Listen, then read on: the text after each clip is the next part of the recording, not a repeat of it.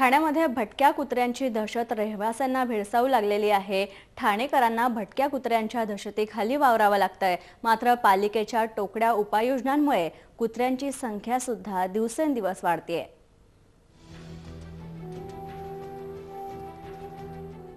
ठाणे शहराचा विस्तार गेल्या काही वर्षात वेगाने झालाय। त्याबरोबरच नागरीकरणाच्या समस्यांनीही वेग घेतलाय। या समस्यांमध्ये आता भर पडली ती कुत्र्यांच्या दहशतीची। ठाणे शहरात जवळपास 45,000 भटकी कुत्रे आहेत। या कुत्र्यांपासून वाचण्यासाठी नागरिक जीव मुठीत धरून ये-जा करतायत। साधारण भरपूर त्रास होतो, कारण तर कुत्री मागे लावले की धावताही येत नाही आपल्याला, आणि ते कुत्री आमच्यापेक्षा पण जास्त वेगाने धावतात, त्यामुळे आम्हालाही धावता येत नाही। खरोखर गंभीर विषय आहे हा, आणि महापालिकेने जरूर त्याच्यावरती योग्य ती कारवाई करावी आणि लवकर।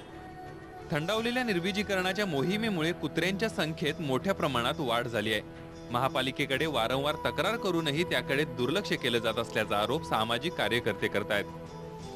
जेव्हा हायकोर्टाने निर्णय दिलाय की भटक्या कुत्र्यांसाठी शेल्टर होम निर्माण करा, ते शेल्टर होम का नाही गव्हर्नमेंट निर्माण करत, म्हणजे त्यांचा सगळा प्रश्नच मिटून जाईल।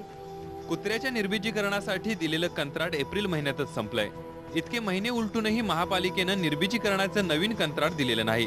त्यामुळे या गंभीर प्रश्नाकडे ठाणे महापालिका गांभीर्यानं पाहत नसल्याचं समोर आलंय। श्रेयश देशपांडेसह प्रेरणा भराडे, जय महाराष्ट्र, ठाणे। आज महाराष्ट्रामध्ये एका ब्रेकची वेळ झाली आहे। पाहत राहा जय महाराष्ट्र।